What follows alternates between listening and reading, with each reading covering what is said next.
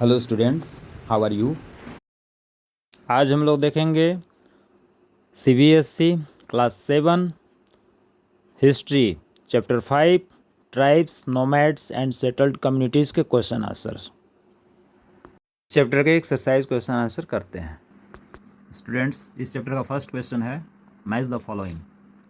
इसका आंसर है गढ़ 84, टांडा कारवां, लेबरर पैक, क्लैन का मैचिंग होगा खेल, शिव सिंह होम स्टेट से बिलोंग करता था, दुर्गावती गढ़ कटंगा।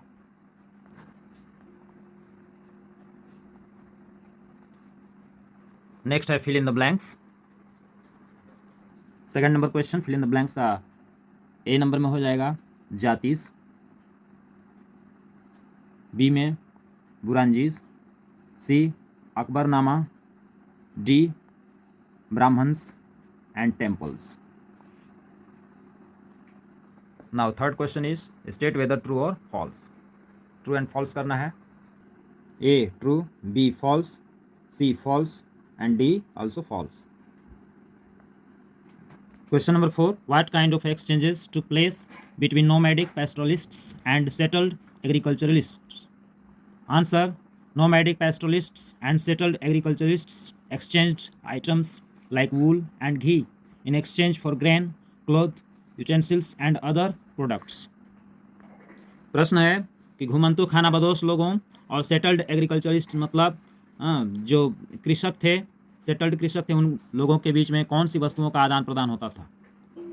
उन लोगों के बीच में, किसानों और खानाबदोश लोगों के बीचों में ऊन, घी, अनाज, क्लोथ यानी कपड़े, बर्तन इत्यादि प्रोडक्ट्स जो होते थे आदान प्रदान किए जाते थे। Question number 5. How was the administration of the Ahom state organized? Answer. Ahom society was divided into clans and khels. A khel controlled several villages. The Ahom state depended upon forced labor. Almost of all adults, yani male, served in the army during the war. At other time, adult male involved in building dams, irrigation and other public works. प्रश्न है कि Ahom society में, Ahom state में शासन व्यवस्था, शासन प्रशासन किस प्रकार की थी। अहोम सोसाइटी क्लैंस और खेल्स में डिवाइडेड थी, जो कि बहुत सारे गांवों को नियंत्रण करते थे।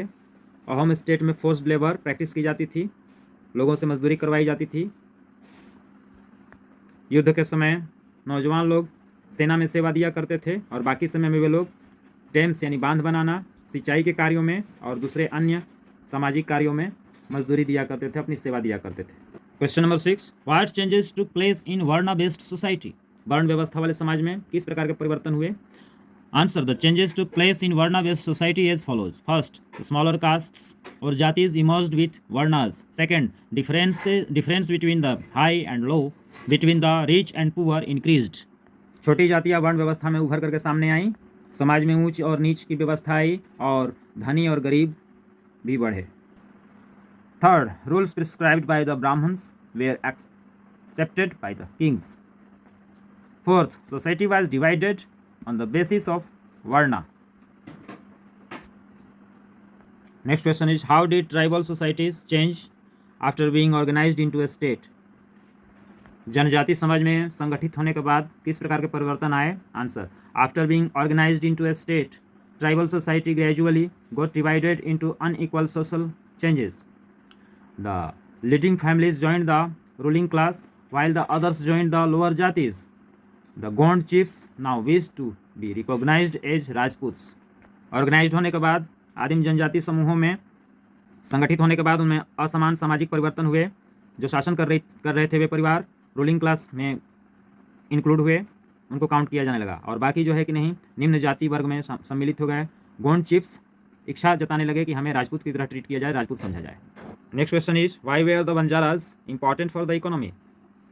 अर्थव्यवस्था के लिए बंजारा महत्वपूर्ण क्यों थे। Next answer is, Banjaras were trader, nomads and very important for the economy. They even transported food grains for the Mughal towns and during military campaigns they controlled trade and commerce. Banjaras helped traders also by working as carriers. बंजाराज उस समय में अर्थव्यवस्था के लिए बहुत ही महत्वपूर्ण थे। Military campaigns, सैन्य अभियानों के समय में वे लोग अनाज पहुंचाने का कार्य करते थे मुगल टाउन्स के लिए व्यापार वाणिज्य के लिए वे लोग उसको कंट्रोल किया करते थे, और बंजारा व्यापारियों को ढुलाई के कार्यों में भी सहायता प्रदान करते थे, सामान को एक जगह से दूसरे जगह ढुलाई करने के कार्य में। Next question, in what ways was the history of the Gonds different from that of the Ahoms, were there any similarities?